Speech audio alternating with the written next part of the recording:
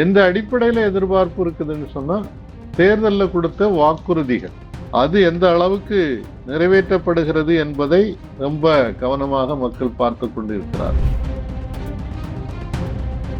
மேற்கு வங்காளத்துல மூலதனம் அதிகரித்திருக்கிறது, கர்நாடகாவில் அதிகரித்திருக்கிறது, கேரளாவில் அதிகரித்திருக்கிறது. அதே நேரத்துல தமிழ்நாட்டில் முதன்முறையாக குறைந்திருக்கிறது. இதுவரைக்கும் பட்ஜெட்ல சொல்லக்கூடிய பல விஷயங்கள் என்னன்னு சொன்னா, ஆரம்பத்துல சொன்ன பல திட்டங்கள் இன்னும் அறிவிக்கப்படவில்லை. கடன் வாங்குறது கொஞ்சம் குறைச்சிருக்காங்க. பிஸ்கல் டெபிசிட் 3.4 இருந்து 3 குறைத்திருக்கிறார்கள். அதே மாதிரி ரெவென்யூ டெபிசிட்டும் குறைச்சிருக்காங்க.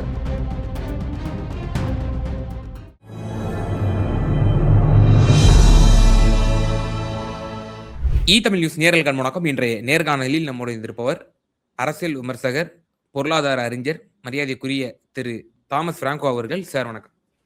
வணக்கம் சார்.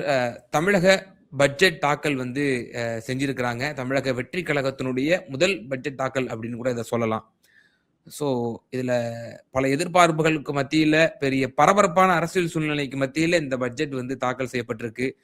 ஸோ நீங்க அதை முழுமையா அதை பார்த்துருப்பீங்க.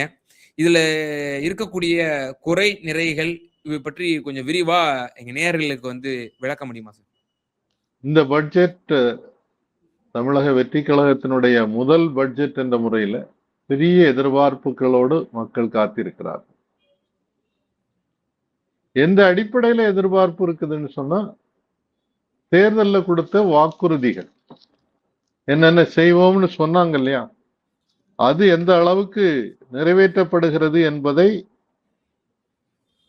ரொம்ப கவனமாக மக்கள் பார்த்து கொண்டிருக்கிறார்.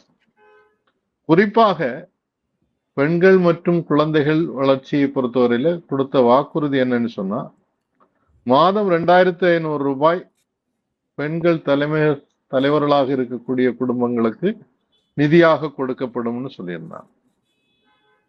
அதே மாதிரி 6 LPG சிலிண்டர் ஒரு வருஷத்துக்கு கொடுக்கப்படும் சொல்லியிருந்தோம். மகளிர் பேருந்துகள்ன்றது இல்லாம எல்லா பேருந்துகளிலும் மகளிர் இலவசமாக பயணம் செய்யலாம்னு சொல்லியிருந்தாங்க. 8 கிராம் தங்கம், அதோட ஒரு பட்டுசாரி அண்ணன் சீர் என்ற முறையில கொடுக்கப்படும் சொல்லியிருந்தாங்க. தாய்மார்களுக்கு அவங்களுடைய குழந்தைகளை பராமரிப்பதற்கு 1ஆம் கிளாஸ்ல இருந்து 12ஆம் கிளாஸ் வரை படிக்கக்கூடிய குழந்தைகளுக்கு அப்பா இல்லைன்னு சொன்னா அந்த குடும்பங்களுக்கு 15,000 ரூபாய் ஒரு வருஷத்துக்கு கொடுப்போம்னு சொல்லி வாக்குறுதி கொடுத்திருந்தாங்க. இளைஞர்கள் மற்றும் கல்வியை பொறுத்தவரையில என்ன சொல்லியிருந்தாங்கன்னு சொன்னா, 20 லட்சம் வரை கல்வி கடன் கொலாட்ரல் இல்லாம, ஜாமீன் கொடுக்காமலே கிடைக்கிறதுக்கு ஏற்பாடு செய்வோம். வேலை இல்லாத பட்டதாரிகளுக்கு 4,000 ரூபாய் மாசம், அதுவே டிப்ளமா படிச்சிருந்தா 2,500 ரூபாய் கொடுப்போம்னு சொல்லியிருந்தாங்க. ஒரு 5 லட்சம் இளைஞர்களுக்கு ஸ்டைஃபண்ட் கொடுத்து அவங்களுக்கு பயிற்சிகள் கொடுப்போம்னு சொல்லியிருந்தாங்க. அதாவது தொழில்துறையில இன்டர்ன்ஷிப்பாக கொடுக்கப்படும். அதே மாதிரி புதிதாக தொழில் முனைவோராக வரக்கூடிய இளைஞர்களுக்கு 25 லட்சம் ரூபாய் வரைக்கும் ஜாமீன் இல்லாம, கொலாட்ரல் செக்யூரிட்டி இல்லாம கடன் கொடுக்கப்படும். இளைஞர்களுக்கான ஒரு ஆலோசனை குழு உருவாக்கப்படும். விவசாயிகளை பொறுத்தவரையில ஒரு குவிண்டாலுக்கு 3,500 ரூபாய் நெல்லுக்கு விலை கொடுக்கப்படும். அதே மாதிரி கரும்புக்கு 4,500 ரூபாய் கொடுக்கப்படும் சொல்லி. விவசாயம் செய்வர்களுக்கு அவங்களுக்கான உரிமைக்கான ஒரு அட்டை கொடுக்கப்படும் சொல்லியிருந்தாங்க.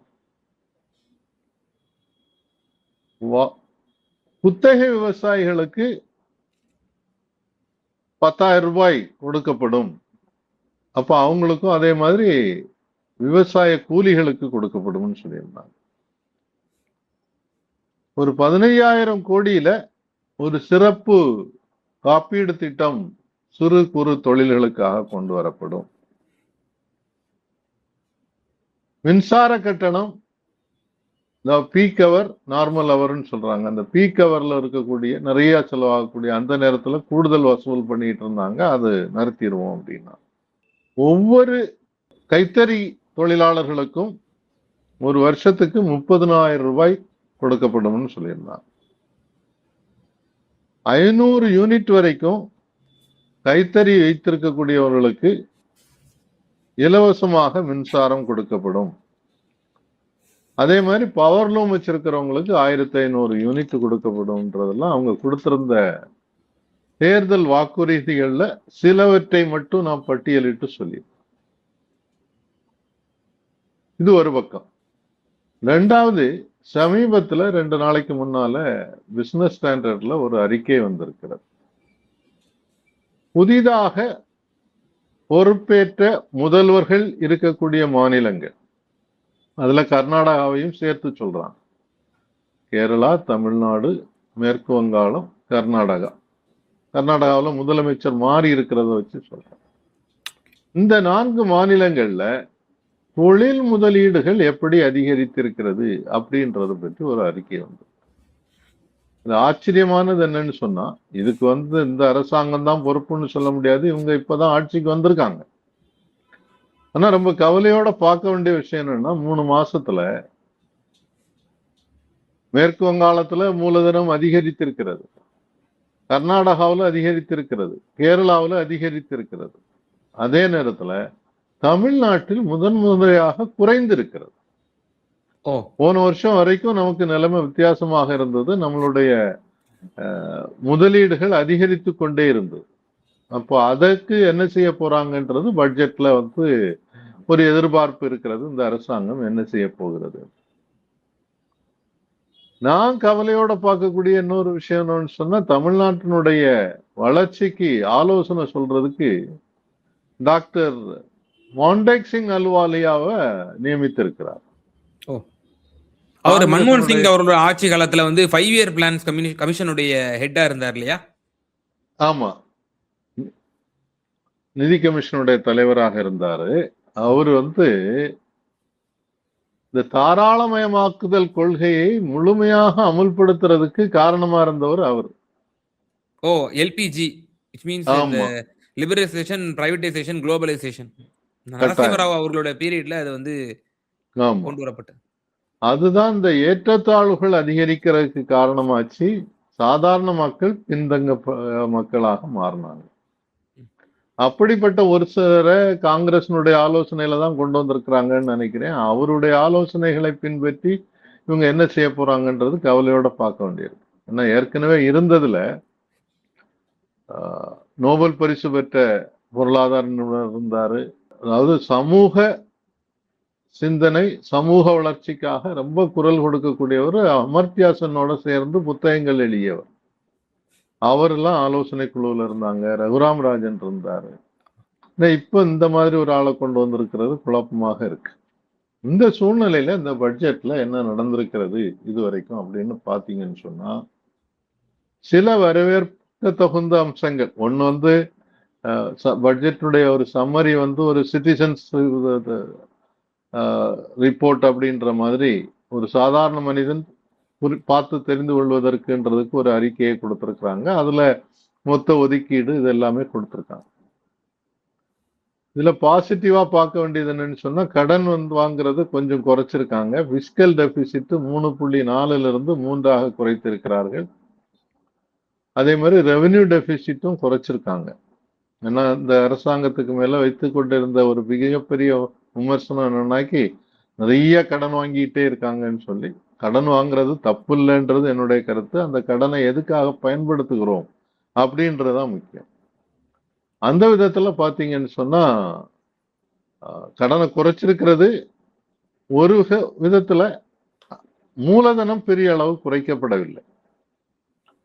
ஆனா ஒரு வித்தியாசம் என்னன்னு பாத்தீங்கன்னு சொன்னா, நாம கடனுக்காக கட்டக்கூடிய வட்டி இந்த பட்ஜெட்ல போட்டிருக்கிறத பார்த்தாலே,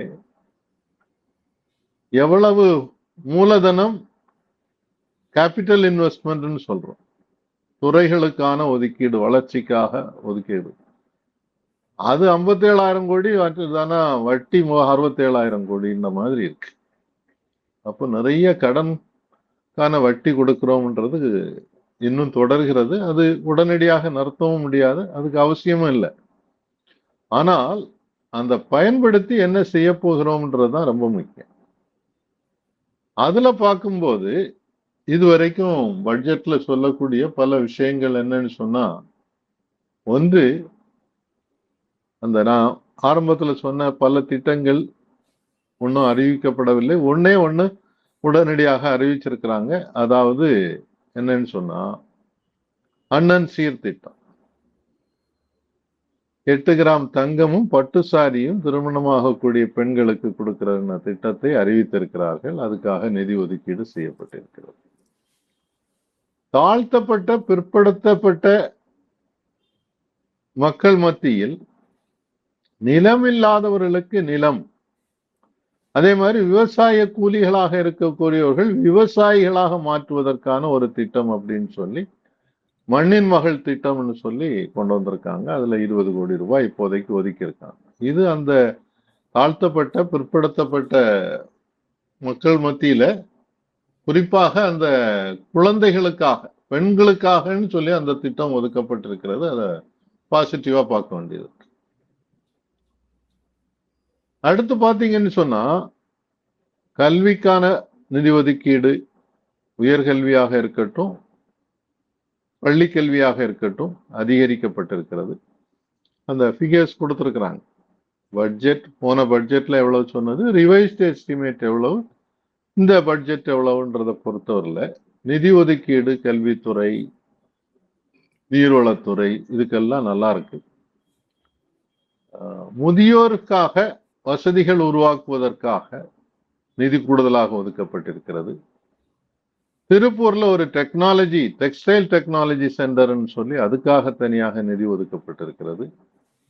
தூத்துக்குடி, திருநெல்வேலி 2 பகுதிகளிலையும் ஸ்பேஸ் அடிப்படையில, விண்வெளித்துறை அடிப்படையிலான வளர்ச்சி திட்டங்களுக்கான ஒரு அறிவிப்பு என்பது கொடுக்கப்பட்டிருக்கிறது.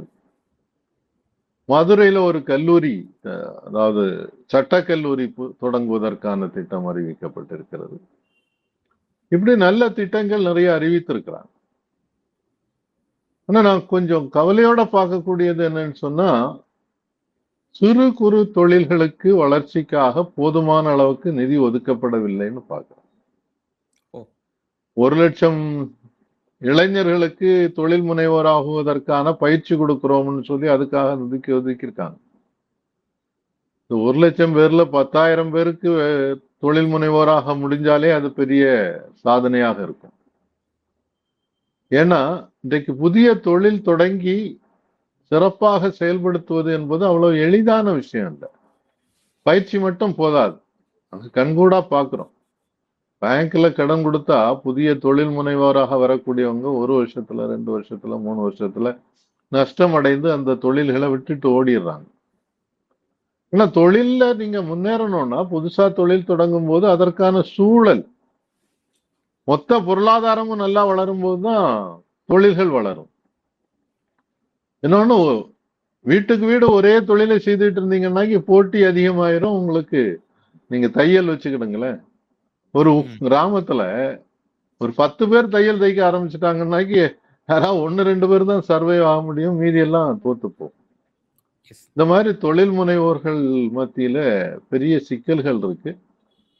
அதுக்கான கடன் திட்டங்கள் சொல்லியிருந்தாலும் கூட கூடுதலான வேலை வாய்ப்புகளை அரசாங்கத்துல உருவாக்குறது அவசியம்னு நான் நினைக்கிறேன். பட்ஜெட்ல சொல்லும் போது ஒரு அதாவது சம்பளம் மற்றும் ஓய்வூதியத்துக்கு பார்க்கும்போது மொத்த பட்ஜெட்ல 25% அதுக்கு போயிருது அப்படின்னு சொல்றாங்க. தவறில்லைன்னு நான் நினைக்கிறேன். ஏன்னா நீங்க அரசாங்கத்தினுடைய துறைகளுடைய எல்லா சேவையும் செய்யறது யாரு? அரசு அதிகாரிகள் தானே செய்யணும். அந்த அரசு அதிகாரிகளுக்கு சம்பளம் கொடுத்துதான் ஆகணும், ஓய்வூதியம் கொடுத்துதான் ஆகணும். பல நாடுகளோட ஒப்பிட்டு பார்க்கும்போது இந்தியாவில் அரசு மற்றும் பொதுத்துறை நிறுவனங்களில் வேலை செய்பவர்களுடைய சதவீதம் மிக குறைவாக இருக்கிறது. அதாவது அந்த புள்ளி விவரம் கரெக்டா சொன்னேன்னா, இந்தியாவுல அந்த 3.6%, அதே நேரத்துல அமெரிக்கா போன்ற நாடுகள்ல பாத்தீங்கன்னாக்கி அது 30%, சீனாவுல 42%, ரஷ்யாவுல 58%, இப்படி நிறைய பேரு அரசாங்கத்துல வேலை செய்வதற்கான வாய்ப்புகள் இருக்கு. ஏன்னா கல்வித்துறை இருக்கு, மின்சாரத்துறை இருக்கு, ரயில்வே இருக்கு, பொதுத்துறை நிறுவனங்கள், வங்கிகள் இருக்கு. இதுல எல்லாம் வேலை வாய்ப்புகளை உருவாக்கி கொடுக்கிறதுக்கான திட்டம் வேணும். அதை பற்றி இந்த பட்ஜெட்ல எதுவும் சொல்லல. குறிப்பாக கூடுதலாக இவ்வளவு ஆசிரியர்கள் பணியில் அமர்த்தப்படுவார்கள், கல்லூரிகள்ல இவ்வளவு பேரு, பள்ளிகள்ல இவ்வளவு பேருன்னு சொல்லி ஒரு டார்கெட் வச்சு நிறைய பேருக்கு வேலை வாய்ப்பு கொடுக்கிறது அவசியம். ஒரு 500 புதிய அங்கன்வாடி திறப்புன்னு சொல்லியிருக்காங்க. அது ரொம்ப பாசிட்டிவா பார்க்க வேண்டியது. அது சார் எனக்கு இதுல இன்னொரு முக்கியமான ஒரு கேள்வி இருக்கு. கடந்த ஆட்சி காலத்துல திமுக எப்பவுமே ஒரு ஒரு விஷயத்த சொல்லுவாங்க. கல்விக்கு நாங்க முன்னுரிமை குடுப்போம். கல்வித்துறைக்கு நாங்க அதிகமான பணத்த ஒதுக்கீடு செய்கிறோம். இடைநிற்றல குறைக்கிறோம். கிராஸ் என்ரோல்மென்ட் ரேஷியோவ வந்து நாங்க உயர்த்துவதற்கான வேலைகள செய்வோம். அப்படின்ற மாதிரியான கல்விக்கான பிரையாரிட்டி தான் திமுகவினுடைய பட்ஜெட்லயும் சரி, அந்த மாடல்லயும் சரி, திராவிட மாடல்லும் சரி, அவங்க அதிகமா வந்து செலவிடுவாங்க. அதிகமா வந்து அதுல தான் கான்சன்ட்ரேஷன் பண்ணுவாங்க. அதனால தான் எங்க ஆட்சி வந்து ஒரு சிறந்த ஆட்சின்னு நாங்க சொல்றோம் அப்படின்னு சொல்லுவாங்க. இப்போ இந்த ஆட்சியில இப்போ போடப்பட்டிருக்கக்கூடிய பட்ஜெட்ல நான் ஒரு விவரம் பார்த்தேன். பள்ளி கல்வித்துறைக்கு கிட்டத்தட்ட 44,000 கோடி என்னமோ ஒதுக்குற மாரி நம்ம பார்த்திருக்கோம். கடந்த ஆட்சியை விடவும் சற்று ஒரு சில கோடி ஒரு சில 1000 கோடிகள் குறைவான ஒரு எண்ணிக்கையாக இருக்குமோன்னு எனக்கு அது தோணுது. இவங்க போதிய அளவுக்கு வந்து ஒதுக்கி இருக்கிறாங்களா? இடைநிற்றல வந்து எப்படி சீர் செய்வது? அதேபோல உயர்கல்விக்கு சொல்லக்கூடிய மாணவர்களை எப்படி வந்து பள்ளி முடிச்ச உடனே கட்டாய உயர்கல்விக்கு வந்து அவர்களை வந்து தயார்படுத்துதல் போன்ற கல்வி சார்ந்த விஷயங்களுக்கு இவங்க எந்த அளவுக்கு பிரையாரிட்டி கொடுத்திருக்கிறாங்க? இந்த பட்ஜெட்ல நீங்க அதை எப்படி பாக்குறீங்க? அனாலிசிஸ். இந்த கல்வித்துறையில ஏற்கனவே இருந்த பல்வேறு திட்டங்கள் தொடர்கிறது. நான் முதல்வன் திட்டம், இது போன்ற திட்டங்கள் பாத்தீங்கன்னா அதற்கான ஒதுக்கீடு திருப்பி கொடுத்திருக்காங்க. அதெல்லாம் தொடர்கிறது. கல்வித்துறையில நிதி ஒதுக்கீடை பொறுத்தவரையில அது கொஞ்சம் தான் அதிகரித்திருக்கிறதுன்றது அந்த சதவீதத்துல பார்க்கும்போது கரெக்ட் தான்.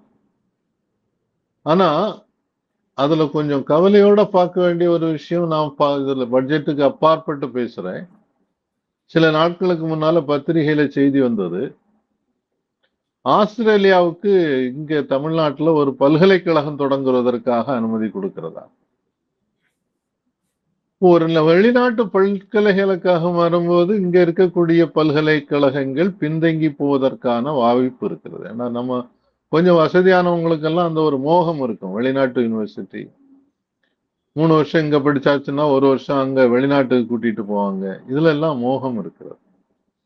அப்போ அந்த மாதிரி பல்கலைக்கழகங்கள் இங்க வந்தால் நமக்கு மனோன்மணியம் சுந்தரனார், மதுரை காமராஜர், பாரதியார், பாரதிதாசன், திருவள்ளுவர், தஞ்சாவூர்ல தமிழ் பல்கலைக்கழகம், அண்ணா யூனிவர்சிட்டி உலகத்தரம் வாய்ந்த பல்கலைக்கழகத்துல ஒண்ணு, சென்னை பல்கலைக்கழகம், இத்தனை பல்கலைக்கழகம் இருக்கு. அதே மாதிரி ஆசியாவிலேயே முதல் கால்நடை பல்கலைக்கழகம் தமிழ்நாட்டுல தொடங்கப்பட்டது. வேளாண் பல்கலைக்கழகங்கள் இருக்கு. இதெல்லாம் இருக்கும்போது வெளிநாட்டு பல்கலைக்கழகங்களை கொண்டு வர்றதுன்றதும், அதோட ஒப்பிட்டு நீங்க கல்வித்துறைக்கு, உயர்கல்வித்துறைக்கு ஒதுக்கிட்டு இருக்கக்கூடிய பணத்தையும் நம்ம ஒப்பிட்டு பார்க்கணும்னு நினைக்கிறேன். அதெல்லாம் மனசுல வச்சுட்டு இந்த போதுமான அளவுக்கு நிதி ஒதுக்கீடு செய்யலையோ என்ற ஒரு கவலை என்பது இருக்கிறது. கல்வியில தமிழகம் இதுவரைக்கும் முதல் இடத்துல இருக்குது. அதே மாதிரி பெண்கள் வேலை வாய்ப்பை பொறுத்தவரையில தொழில்துறையில 100க்கு 47 பெண்கள் தொழிலில் துறைகள்ல வேலை செய்யறாங்கன்றது இந்தியாவில் உள்ள சராசரியை விட 1 மடங்கு அதிகமாக இருக்கிறது. அது தொடரணும்னு சொன்னா அதற்காக நான் இப்ப சொல்லிட்டு இருந்தேன் இல்லையா, அந்த சிறு குறு தொழில்கள் வளர்ச்சிக்காக கூடுதல் ஊக்கத்தொகை கொடுக்கணும், திட்டங்கள் தருவாக்கணும், அதுக்காக மூலதனங்கள் கொண்டு வருவதற்கான முயற்சி செய்யணும். இப்ப இன்னைக்கு வரைக்கும் திட்ட கமிஷன் அறிவிக்கப்படவில்லை. இன்றைக்கு வரைக்கும் அந்த முன்னால இருந்த இன்வெஸ்ட்மெண்ட் பியூரோன்னு ஒண்ணு தமிழ்நாட்டுல உருவாக்கி இருந்தாங்க. பிறந்த 5 வருஷமா செயல்பட்டது. சிவராஜா ராமநாதன் என்பவர் அதனுடைய பொறுப்பாளராக இருந்து சிறப்பாக செயல்பட்டார். நிறைய கூட்டங்கள் ஏற்பாடு பண்ணாங்க. வெளிநாடுகள்ல இருந்தும் இந்தியா முழுவதும் இருந்தும் ஆட்கள் வந்தாங்க. மூலதனத்தை அதிகரிப்பதற்காகவே அது செயல்பட்டது. அதன் மூலமாக நிறைய தொழிலுக்கான மூலதனங்கள் கொண்டு வரப்பட்டது. இப்போ அதுக்கு பேரலாட்டு இதுவரைக்கும் இன்னும் ஒன்றும் அறிவிக்கப்பட்டதாக தெரியல. அப்படி இருக்கும்போது தமிழ்நாடு பட்ஜெட்டை பொறுத்தவரையில இன்னும் நிறைய தொலைநோக்கு பார்வை அவசியம் இருக்கிறது அப்படின்னு தான் நம்ம பார்க்க வேண்டியது. ஸோ இப்போ அந்த ஆட்சி பொறுப்பேற்று இப்போ 3 மாத காலம் கூட இன்னும் நிறைவடையாத சூழ்நிலையில இப்போ பட்ஜெட் தாக்கல் செய்யறாங்க. முதல் பட்ஜெட் இது அவங்களுக்கு ஒரு ஆசிட் டெஸ்டா கூட நிச்சயமா இருக்கலாம். இனியும் வரக்கூடிய மூவிங் ஃபார்வர்ட்ல அவங்க எப்படி திட்ட கமிஷன்ல அமைக்கிறாங்க, கல்வியில அவங்களுடைய விஷன் என்ன, நிதி நிலையில அவங்களோட விஷன் என்ன அப்படிங்கிற கேள்விகள்லாம் இருக்கு. ஆரம்பத்துல நீங்க குறிப்பிடும் போது கூட மான்டெக் சிங் அல்வாலையா வந்து அவங்க நியமிச்சதுலயே சில ஆட்சேபனைகளை நீங்க வந்து தெரிவிச்சிருந்தீங்க. அப்போ கடந்த ஆட்சி காலத்துல வந்து ரகுராம் ராஜன் போன்ற பெரும் பொருளாதார அறிஞர்கள் அவங்களுடைய அணுகுமுறை வேறையா இருந்துச்சு. இப்ப இவருடைய அணுகுமுறை தாராளமயமாக்கலை வந்து இவர் வந்து ஊக்குவிச்சவர் கடந்த யூபிஏ ஆட்சியை இருந்தபோது. ஸோ இப்போ அவங்களுடைய அணுகுமுறை எப்படி இருக்க போது உங்களுடைய கவலையும் அதுல வந்து தெரிவிச்சதை நம்ம வந்து பாக்குறோம் சார். நிறைவான கருத்தா இப்போ ஓவராலா இப்போ பல துறைகள்ல நீங்காத ஒரு பிணியா ஒரு விஷயம் இருக்கும். இப்போ போக்குவரத்து ஊழியர்கள்னா அவங்களோட தொடர்ந்து அவர்கள் வந்து ஒரு பொங்கல்ல சரி தீபாவளியில சரி ஏதாவது ஒரு பிரச்சனையை பண்ணி அவங்க வந்து எங்களுடைய பெண்டிங் பேலன்ஸ் வந்து விடுவிக்கப்படலை, எங்களுடைய பிரச்சனைகள் தொடர்ந்து இருக்குன்னு சொல்லி அவங்க முக்கியமான சமயங்கள்ல பந்த் அறிவிச்சிருவாங்க, நாங்க வேலை நிறுத்தம் செய்யறோம்னு அறிவிச்சிருவாங்க. அதே போல இன்னும் பல துறை சார்ந்த இருக்கக்கூடிய ஊழியர்கள் அவங்களும் வந்து இப்படிப்பட்ட விஷயங்கள் வந்து எங்களுக்கு வந்து எங்களோட கோரிக்கைகள் ஆண்டாண்டு தோறும் தொடர்ந்து இப்படியே தான் இருக்கு, அது வந்து இன்னும் சரி செய்யப்படலை அப்படிங்கிற மாதிரி விஷயங்கள்லாம் இருக்கும். ஸோ அதற்கெல்லாம் இந்த பட்ஜெட்ல வந்து என்ன மாதிரியான ஒரு அணுகுமுறையை வந்து அணுகியிருக்கிறாங்க அப்படிங்கிற ஒரு மிகப்பெரிய ஒரு விஷயமும் இருக்கு. கூடுதலாக இந்த பட்ஜெட்டுக்கு நீங்கள் கொடுக்கக்கூடிய மதிப்பெண் 10க்கு எத்தனை மதிப்பெண் கொடுப்பீங்க? அதாவது அரசு துறை அலுவலர்களுக்கு கொடுக்கக்கூடிய சம்பளம் எவ்வளவு ஒதுக்கீடு செய்யப்பட்டிருக்கிறது, ஓய்வூதியத்திற்கு எவ்வளவு ஒதுக்கீடு செய்யப்பட்டிருக்கிறது என்பது ஏற்கனவே பட்ஜெட்ல கொடுத்திருக்கிறாங்க. சென்ற ஆட்சியில கடைசி நேரத்துல தான் வந்து அறிவிப்பு கொடுத்தாங்க. அந்த பழைய ஓய்வூதிய திட்டத்தை கொஞ்சம் வித்தியாசமாக அமல்படுத்துறதுன்றது அனௌன்ஸ் பண்ணாங்க. அது அனௌன்ஸ் பண்ணாததுனாலதான் அப்பப்போ போராட்டங்கள் நடந்துகிட்டே இருந்தது. ஆனா அது வாக்குறுதியாக கொடுக்கப்பட்டது. திமுக வாக்குறுதியில பழைய பென்ஷன் திட்டத்தை கொண்டு வருவோம்னு சொல்லியிருந்தாங்க. அதை உடனே கொண்டு வரலன்றதுனால போராட்டங்கள் இருந்தது. அதே மாதிரி இது போக்குவரத்து துறை மாதிரி உள்ள துறைகள்ல மின்சாரத்துறையில கொடுக்க வேண்டிய பென்ஷன் டைமுக்கு போய் கிடைக்கல, அதுக்கு காசு இல்லை அப்படின்றதெல்லாம் பிரச்சனை இருந்தது. அது கடைசி ஒரு வருஷத்துல பல பிரச்சனைகளுக்கு தீர்வுகளை திராவிட முன்னேற்ற கழக அரசாங்கமே செய்திருச்சு. அதனால இப்போ வந்து புதுசா அதுல வந்து பிரச்சனைகள் வருவதற்கான வாய்ப்பு என்பது குறைவு. திட்டங்கள் பல கொண்டு வந்திருக்கிறாங்க, புதிய பல திட்டங்கள் அறிவித்திருக்கிறாங்க. குறிப்பாக செயற்கை நுண்ணறிவுக்கு ஒரு முக்கியத்துவம் கொடுக்கணுன்றதுக்கான திட்டம் என்பது அறிவிக்கப்பட்டிருக்கிறது. செயற்கை நுண்ணறிவு பற்றிய கல்வி திட்டத்தையும் பள்ளிகள் கல்லூரிகள்ல கொண்டு வர்றதை பற்றி பேசியிருக்காங்க. அந்த விதத்துல வந்து இந்த பட்ஜெட் வந்து ஓரளவுக்கு பாசிட்டிவான பட்ஜெட்டாகத்தான் பார்க்கிறேன். எல்லா தேர்தல் வாக்குறுதிகளையும் ஒரே நேரத்துல அமுல்படுத்திட முடியாது, ஒவ்வொன்றா படிப்படியாக செய்வாங்க. மொத்தம் என்ன அறிவிப்புகள் முழுமையாக வந்திருக்கிறதுன்றது இன்னும் என்னால பார்க்க முடியல. நம்ம கொஞ்சம் சீக்கிரமாவே சுட சுட இந்த பட்ஜெட்டை பற்றி விவாதித்தோம். என்னுடைய கணக்கு மதிப்பீடுன்னு சொன்னாக்கி 10க்கு 7. ஓ நிச்சயமா சார். இந்த தமிழ்நாடு அரசினுடைய இந்த பட்ஜெட் தமிழக வெற்றி கழகத்தினுடைய அந்த ஆட்சியினுடைய முதல் பட்ஜெட், இதை பற்றிய உங்களுடைய மதிப்பீடு, குறை நிறைகள் பற்றிய ரொம்ப விரிவா எங்க நேயர்களுக்கு தெளிவா பகிர்ந்தீங்க. ரொம்ப நன்றி சார். நன்றி, வணக்கம்.